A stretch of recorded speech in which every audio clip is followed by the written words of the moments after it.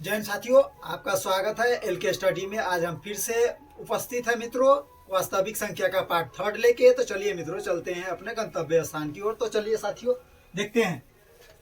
साथियों कक्षा 10 गणित वास्तविक संख्या।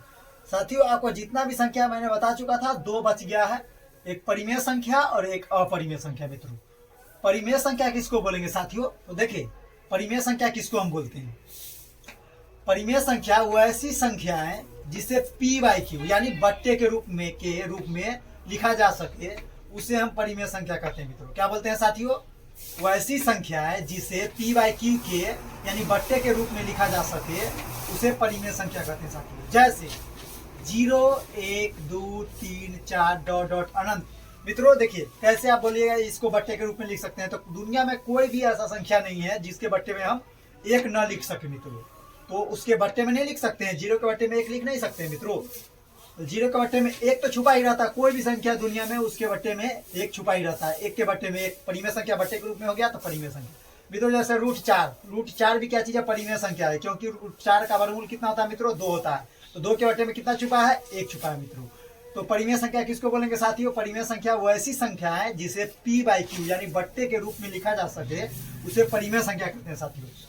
जैसे 0 1 2 3 4 डॉट डॉट अनंत। √25 भी हो सकता है, √64 भी हो सकता है मित्रों। कुछ भी जो जिसका वर्गमूल निकला है बाहर और उसके बट्टे में 1 लिखा जा सके, कोई भी संख्या है जिसके बट्टे में हम 1 लिख सके, वो परिमेय संख्या मित्रों। देखिए यहाँ पे, लेकिन ये देखिए एक अपरिमेय संख्या होता है, वहां पे प्रॉब्लम होगा मित्रों। अपरिमेय संख्या देखिए, अपरिमेय संख्या कैसे किसे कहेंगे मित्रों? तो अपरिमेय संख्या वो ऐसी संख्या है जिसे पी बाई यानी बट्टे के रूप में नहीं लिखा जा सके।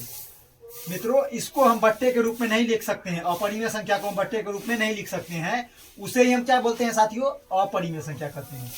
देख लीजिए एक बार, वैसी संख्या है जिसे पी बाई क्यू यानी बट्टे के रूप में नहीं लिखा जा सके, उसे अपरिमेय संख्या कहते हैं मित्रों। जैसे पाई, √2 √3 √5 √6 √10 डॉट डॉट अनंत तक चला जाएगा मित्रों। कितना आ जाएगा? अपरिमेय संख्या भी कितना है साथियों?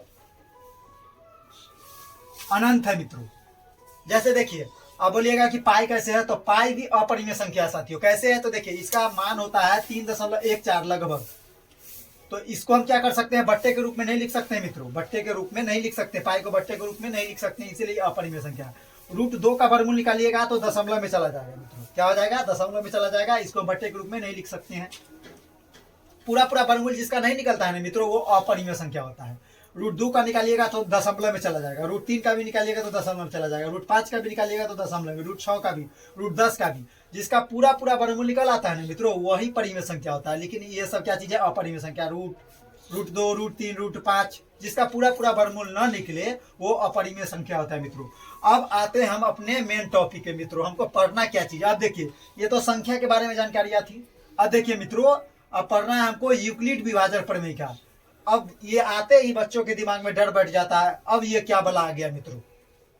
तो यूक्लिड विभाजन प्रमेय का है ये मित्रों, एचसीएफ क्या चीज करने का, ज्ञात करने का ही एक तरीका है मित्रों। यूक्लिड विभाजन प्रमेय का जो है यह क्या चीज है? एचसीएफ ज्ञात करने का ही तरीका है मित्रों। क्या चीज है? एचसीएफ ज्ञात करने का ही तरीका है, बस थोड़ा डिफरेंस है मित्रों। क्या चीज है? जो हम पहले एचसीएफ यानी मौसा ज्ञात करते थे, महत्तम समापवर्तक ज्ञात करते थे, उससे थोड़ा हटके बनेगा। और ये क्वेश्चन एग्जाम में 2 नंबर का रहता ही है, यूक्लिड विभाजन प्रमेय से 2 नंबर का रहता ही है। तो मित्रों यूक्लिड विभाजन प्रमेय होता क्या चीज है, इसके बारे में थोड़ा हम चर्चा कर लेते हैं साथियों। तो यूक्लिड विभाजन प्रमेय का एक होता है प्रमेय का, एक होता है प्रमेय। तो मित्रों प्रमेय का वह होता है जो किसी के मदद से किसी क्वेश्चन को सॉल्व किया जाता है, तब हम उसे प्रमेय कहते हैं। और प्रमेय जो किसी की मदद से किसी क्वेश्चन को सॉल्व नहीं क्या किया जाता है, किसी की मदद लिया ही नहीं जाता है। जब किसी का मदद नहीं लिया जाए तो वो होता है प्रमेय। जब किसी का मदद लिया जाता है तो उसे हम बोलते हैं मित्रों प्रमेय का।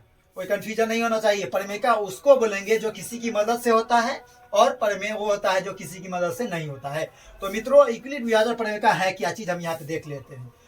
तो देखिए मित्रों, जैसे हम ए मान लिए जिसमें हमको भाग देना है, क्या चीज से? बी से। तो हमारा भागफल क्या आ गया?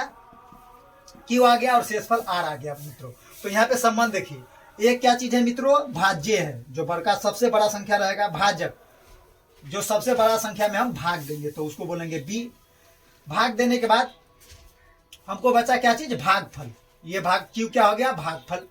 आर क्या, भाग देने के बाद जो बच गया शेष उसे हम बोले आर। वो क्या चीज है, आर बराबर में शेषफल। तो इसमें संबंध क्या होता है मित्रों, भाज्य बराबर में क्या होता है, एक शुरू से ही 8वें क्लास से आप पढ़ते आ रहे हैं कि भाज्य बराबर में भाजक गुने में भागफल प्लस में शेषफल। क्या पढ़ते आ रहे हैं मित्रों, भाज्य बराबर में भाजक गुने में भागफल प्लस में शेषफल। इसका संबंध क्या होता है, तो मित्रों ए बराबर में बी क्यू प्लस में आर होता है। क्या होता है, ए बराबर में बी क्यू प्लस में आर होता है मित्रों। भाज्य बराबर में क्या होता है, भाजक गुने में भागफल प्लस में शेषफल। साथियों क्या होता है, भाज्य बराबर में भाजक गुने में भागफल प्लस में शेषफल। तो इसका संबंध क्या हो जाएगा साथियों, ए बराबर में बी क्यू प्लस में आर। क्या हो जाएगा साथियों, भाज्य बराबर में भाजक गुने में भागफल प्लस में शेषफल। इसका संबंध होता है ए बराबर में बी क्यू प्लस में आर। मित्रों इस पे आपसे 2 नंबर का क्वेश्चन फिक्स है, बिहार बोर्ड में 2 नंबर का क्वेश्चन फिक्स रहता है। और ऐसा इसको पढ़िए कि 2 नंबर हमारा फिक्स हो जाए। और आसान है, सबसे हल्का क्वेश्चन है मित्रों। मिलेंगे अगले क्लास में, जब तक के लिए धन्यवाद।